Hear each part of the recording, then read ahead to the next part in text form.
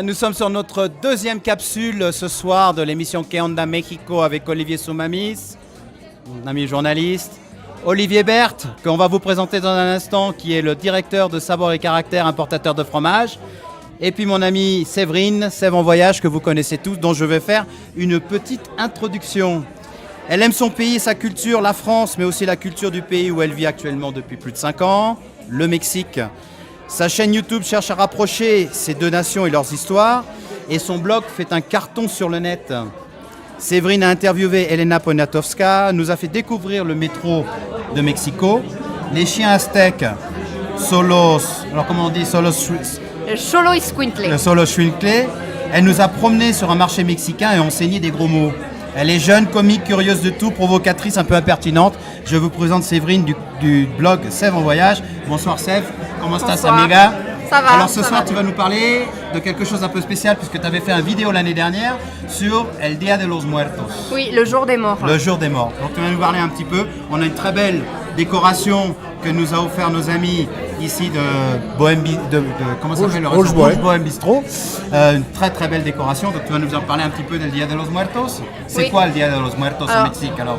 El Día de los Muertos, c'est une tradition typiquement mexicaine. Je pense d'ailleurs c'est la meilleure fête pour comprendre un C'est petit la peu plus plus sympa.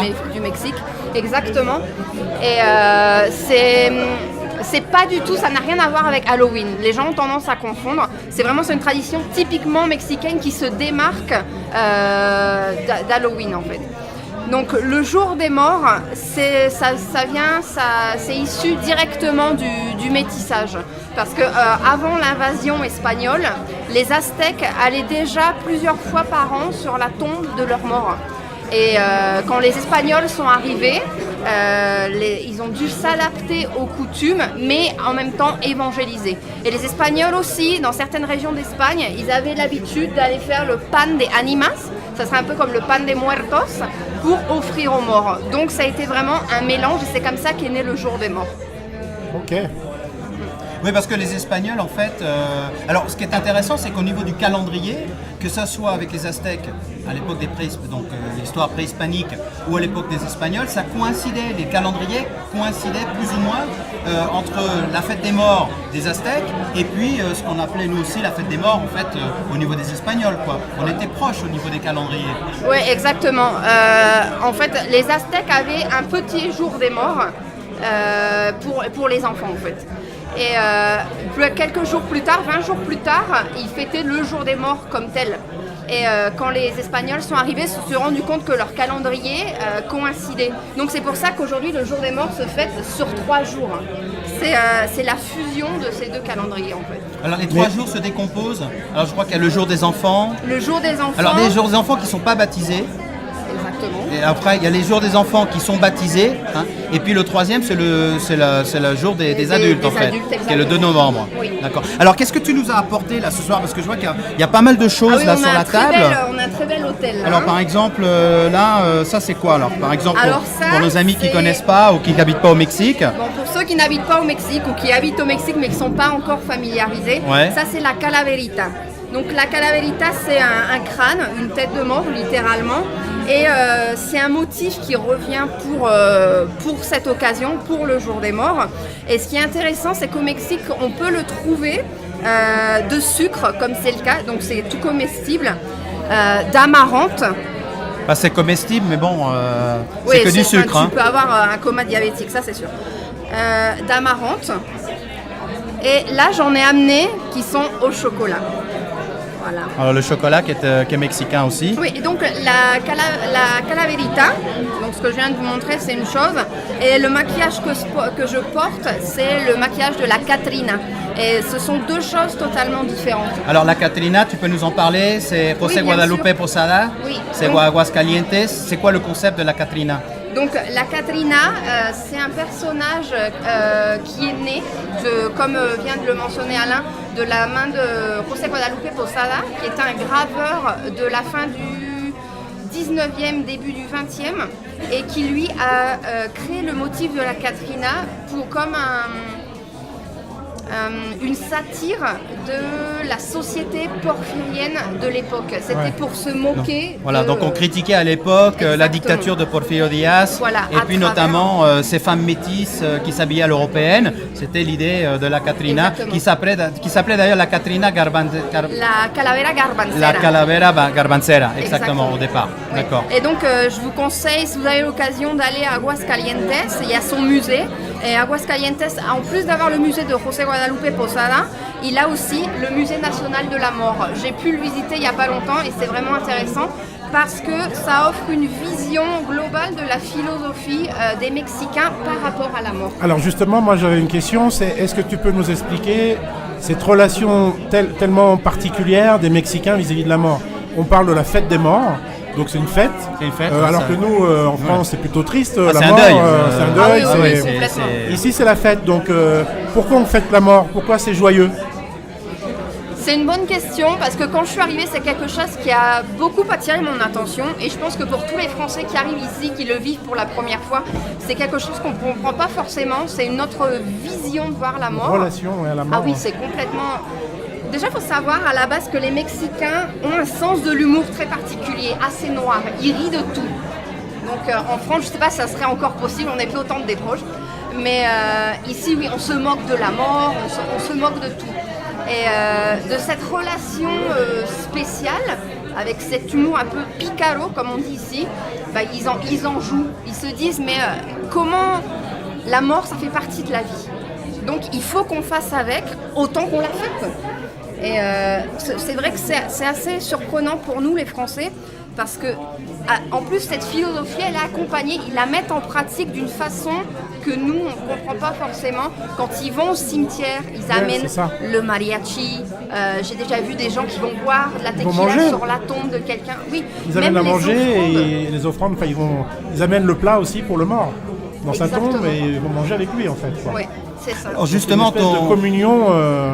Oui, c'est une communion avec la mort, parce que pour eux, c'est pas un deuil comme pour nous, c'est plus, on ferme un cycle pour en commencer un autre. Ouais. Okay. Alors justement, on va passer ton vidéo là tout à l'heure qui dure à peu près 5 minutes. Ça s'est passé où? Tu as filmé où ce vidéo sur la fête des morts qui est actuellement, je le rappelle, sur son blog Sève en voyage sur YouTube? Oui. Alors, on l'a filmé l'année dernière, je crois que c'était le 1er novembre, à Mixquic. Donc Mixquic, c'est un petit village qui est dans le sud de la ville de Mexico. Et on y est allé, et c'est très réputé parce que son cimetière est vraiment folklorique en fait. Et il y a d'autres endroits au Mexique. Alors on parle de Pátzcuaro, qui est le haut lieu dans l'état de Michoacán pour le Dia de los Muertos. Il y a d'autres endroits où on peut se déplacer, où on peut aller voir effectivement les Mexicains se recueillir sur ces tombes. Oui. Toi tu proposes quoi comme lieu, par exemple, comme destination? Je pense que Oaxaca, ça doit être... Ah, Oaxaca. Oui, ça doit être pas mal, parce que j'ai une amie qui est à la maison là et qui vient d'y passer. Elle dit qu'il y avait beaucoup de préparatifs, elle a pu voir un défilé, tout ça. Personnellement, je n'y suis pas allée, j'aimerais beaucoup. J'ai juste fait le jour des morts à la ville de Mexico, à Mixquic. Mais je pense faut vraiment faire la différence entre le jour des morts touristique, donc on te vend beaucoup Mixquic, on te vend beaucoup Pátzcuaro, Janitzio à Michoacán, mais je pense que même si tu vas par exemple dans un petit cimetière de village, c'est quelque chose qui est plus sincère comme célébration. Ouais, d'ailleurs, quand on va à Pátzcuaro, autour du lac de Pátzcuaro, à Janitzio, en face, il y a des petits villages comme Tzintzuntzan qu'on retrouve vraiment, là on est dans l'authenticité la plus complète. Alors je voudrais juste remercier un petit artisan de Tepoztlán qui nous a offert, alors ça c'est une courge, ça s'appelle la chilacayata, et en fait c'est un fruit. Alors les enfants, ce qu'ils font, c'est qu'ils creusent l'intérieur de cette courge, ils mettent les bougies, ils mettent une petite corde, et c'est avec ça qu'ils vont demander Halloween, comme nous on connaît, avec cette courge. Alors bon, je voulais juste en parler parce qu'en fait, c'est de la pâte de fruits, on en sort de la pâte de fruits, et puis il a gentiment gravé à la main Que Onda Mexico avec une petite tête de mort. Donc on le remercie et ça vient de Pascualo. Merci Séverine Merci à vous pour cette intervention. Et donc on va rejoindre maintenant Olivier Berthe sur cette deuxième partie de cette seconde capsule. Merci, à tout de suite. Salut les copains, c'est le 1er novembre, le jour de la fête des morts au Mexique. Et aujourd'hui on va voir pourquoi cette fête nous fascine autant. Car c'est la fête mexicaine la plus représentée et la plus connue à l'étranger. Mais avant ça, on va se mettre dans l'ambiance.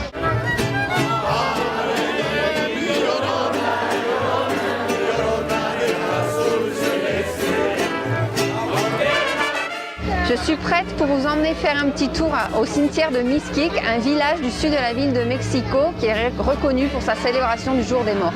La première fois que j'ai assisté au jour des morts au Mexique, j'ai été assez surprise. C'est-à-dire que ça change de ce qui se passe à la Toussaint en France. Il n'y a pas ce caractère solennel qu'on connaît chez nous. Ici, on ne va pas au cimetière sur la pointe des pieds. On y amène la musique, les couleurs et la fête. Parce que les familles savent que leurs défunts auraient voulu qu'on se souvienne d'eux avec joie.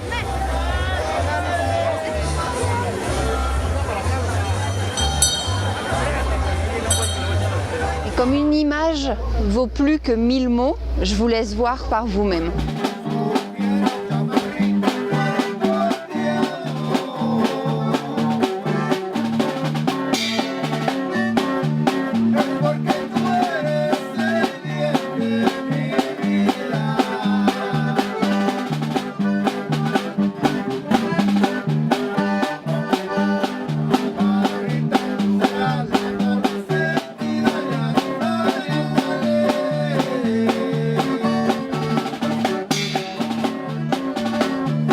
Qu'est-ce que c'est exactement l'offrande dans le contexte du jour des morts au Mexique? Une offrande, c'est un petit autel à la mémoire d'un mort et sur lequel on met une photo du mort en question et où l'on amène aussi des plats ou des boissons qu'il aimait. Parce que la croyance veut qu'ils viennent le manger le jour des morts. En fait, c'est une façon poétique de se souvenir de lui et de lui rendre hommage. Ça peut être quelqu'un de ta famille, ça peut être un ami, ça peut même être ton animal de compagnie.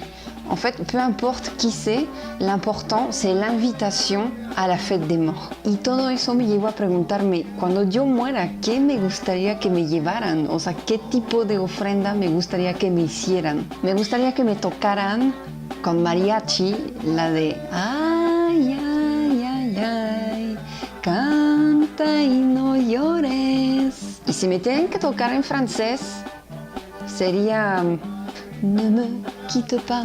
A nivel de comida, yo creo que del lado mexicano no pueden faltar los chilaquiles bien picositos. Y para mi lado francés no puede faltar el queso bien apestoso, tipo camembert, roquefort, bleu d'Auvergne. Eso sí, no es negociable.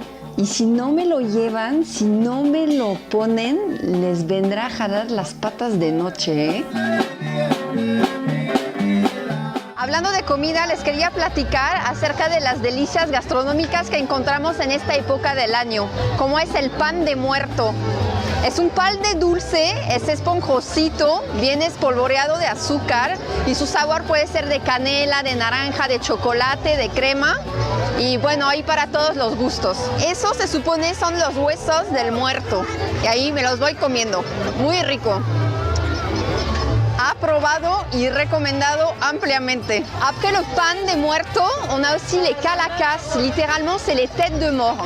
Ça peut être de sucre, de chocolat, d'amarante.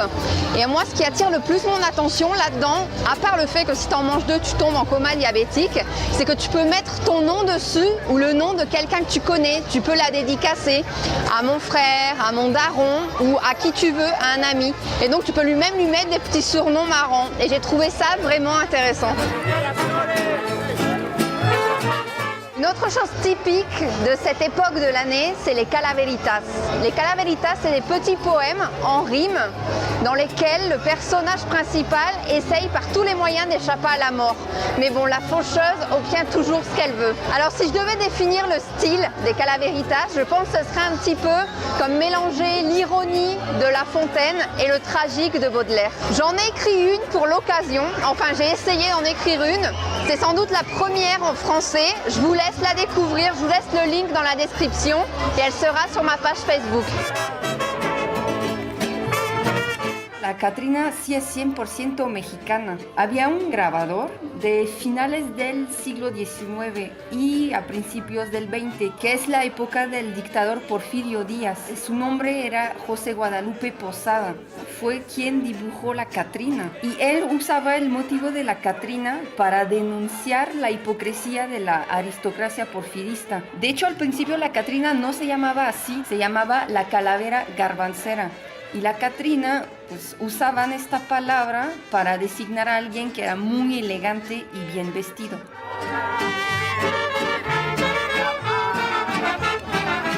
Si retomamos todos los puntos que hemos visto en el video, pues se ve que la tradición del Día de los Muertos sí traspasó la frontera mexicana. No es una cosa nada más de hoy, pasa desde hace mucho tiempo. Pienso sobre todo en Sergei Eisenstein, quien había rodado en México Viva México justamente. El último Pixar que se llama Coco. Y por último, creo que sí hay también que hablar de Tim Burton, que fue el director extranjero que fue lo más influenciado por la estética del Día de los Muertos y lo reconoció. Au fond, le jour des morts, c'est ça. Mort, je sais qu'un jour tu vas venir me chercher, comme tu es déjà venu chercher des gens que j'aimais. J'espère bien sûr que ça sera le plus tard possible, mais en attendant, viens et on passe un bon moment ensemble. Voilà, c'est déjà fini, on en a pris plein la vue, j'espère que ça vous a plu. Si vous êtes venu au Mexique et vous avez vécu ici le jour des morts, vous pouvez me commenter et je serai contente de lire votre expérience. Vous savez que vous pouvez me suivre sur ma page Facebook, Sève en voyage, et que vous pouvez vous inscrire à ma chaîne YouTube. Au revoir et on se voit bientôt.